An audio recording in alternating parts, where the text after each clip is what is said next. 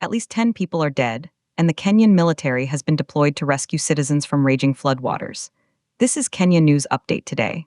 Coming up, you'll discover the shocking scale of this overnight disaster, the desperate search for survivors, and the government's urgent warning that this crisis is far from over. Nairobi is underwater. The capital city was pounded by torrential rains overnight, turning streets into rivers and neighborhoods into lakes. The scale of the crisis was so severe that President William Ruto took the extraordinary step of deploying the military overnight to support search and rescue efforts. But here's the twist. This isn't just a story about rain. It's a story about a city brought to its knees, about lives lost in the dark, and a grim search that continues as we speak. Meet the victims of a city submerged. Police confirm at least 10 fatalities, with 8 bodies recovered so far.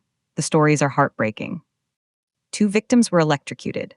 Most were swept into rivers by the raging floodwaters, their bodies later found lodged along riverbanks and drainage channels. A man and a woman were found near Visa Ashwal Primary School in Parklands. 3 more bodies were recovered in Nairobi's central region, including one in Gikomba Kwa Mbao. 3 victims were found in Langata. And a woman's body was pulled from a flooded section of Uhuru Park, a place meant for recreation, now a site of tragedy. Nairobi Police Commander George Seta warns the death toll could rise. Authorities are also searching for 2 people who drowned in Key 10J La after their vehicle was swept away. But here's what nobody's talking about: the sheer impossibility of the rescue mission itself. Commander Seta revealed that efforts were severely hampered because most roads and estates were completely flooded, making it impossible for rescue missions to operate last night. Imagine that. First responders, ready to help, trapped by the very waters they needed to cross. The city was paralyzed. And then something shocking happened. The damage extended far beyond human life. This flood was a property destroyer on a massive scale. Police report more than 100 vehicles damaged by floodwaters.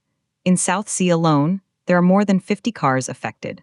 Others were overturned on roadsides and in parking bays across the city. The heavy rains triggered major traffic disruption, with several key roads flooded and motorists stranded for hours, helpless against the rising tide. Similar incidents were reported in other parts of the country, especially near rivers, with police confirming at least 3 additional drowning incidents outside Nairobi. The government has now activated emergency response mechanisms nationwide. Why? Because the Kenya Meteorological Department warns that heavy rainfall will persist across much of the country, raising fears of further flooding, displacement, and transport disruption. This is not a one-night event. This is an ongoing national emergency. Public Service Cabinet Secretary Jeffrey Ruku said the government is coordinating national disaster preparedness, response, and recovery efforts as intense rains continue. He issued a stark warning, urging Kenyans to remain vigilant and prioritize safety, especially when traveling near flooded roads or swollen rivers. The message was clear: avoid crossing rivers which may have swollen or broken their banks. The meteorological forecast points to continued danger for Western and Rift Valley counties, including Nandi, Kakamega, Vihiga, Bungoma, Siaya, Busia, Baringo, Nakuru, Trans Nzoia, Uasin Gishu, and Elgeyo Marakwet. The implications are terrifying. We are looking at a potential nationwide catastrophe. Some say this is an act of nature beyond control. Others are asking tough questions about urban planning and drainage in a major city like Nairobi. But the unanswered question hanging over every rescue worker's head is this: how many more will be lost before the waters recede? The military is deployed. The searches continue. The rain keeps falling. We started with a city underwater and a president forced to call in the army. The promise was to show you the human cost and the looming danger.